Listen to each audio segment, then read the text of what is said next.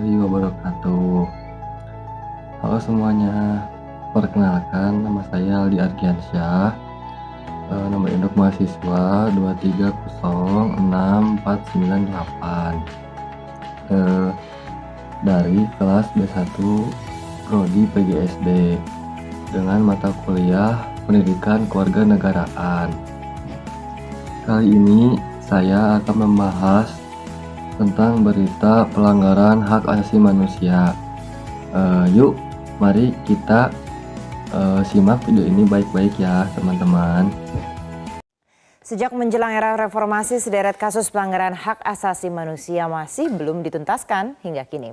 Mulai dari penculikan aktivis, kerusuhan 98 hingga penembakan aparat keamanan di aksi demonstrasi mahasiswa, kasusnya masih menggantung.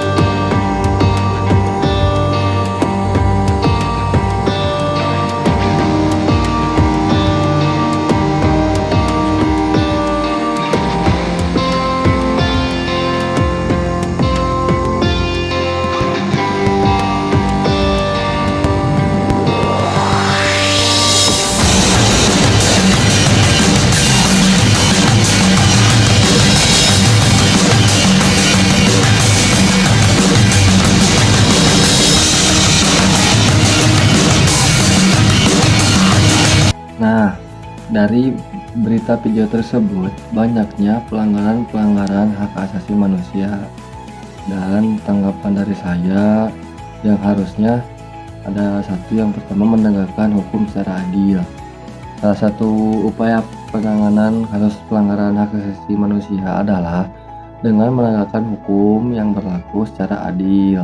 Dengan begitu, hukum tersebut benar-benar berfungsi sebagaimana mestinya, yakni melindungi korban dan memberikan sanksi pada pelaku kejahatan. Nah, lalu yang kedua, meningkatkan kualitas pelayanan publik. Meningkatkan pelayanan publik artinya memberikan pelayanan secara maksimal tanpa memandang status sosial, keadaan finansial, jabatan, dan lain sebagainya.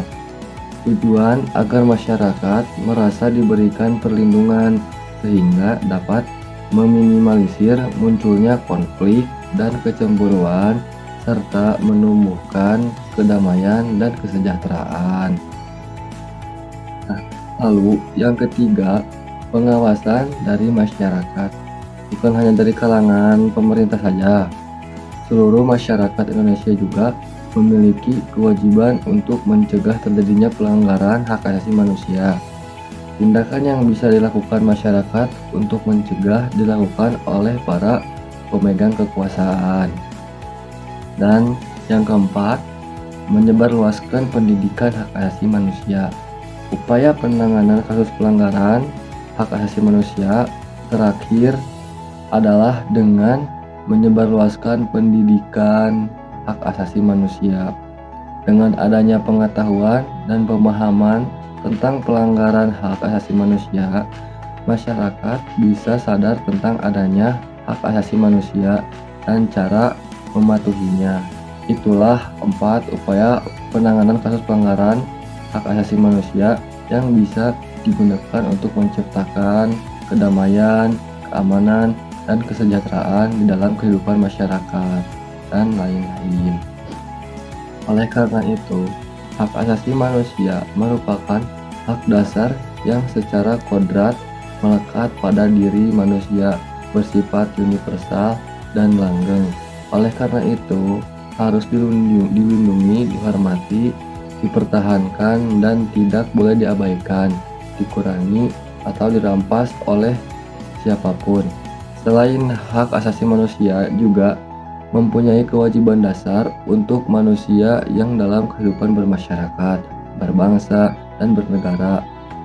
Bangsa Indonesia sebagai anggota Perserikatan Bangsa-Bangsa mengemban tanggung jawab moral dan hukum, menjunjung tinggi dan melaksanakan Deklarasi Universal tentang Hak Asasi Manusia yang ditetapkan oleh Perserikatan Bangsa-Bangsa, serta berbagai instrumen internasional lainnya mengenai hak asasi manusia yang telah diterima oleh negara Republik Indonesia.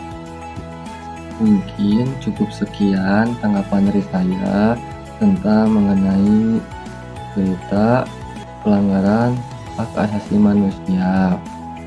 Semoga kita dapat mengambil hikmah dari berita tersebut.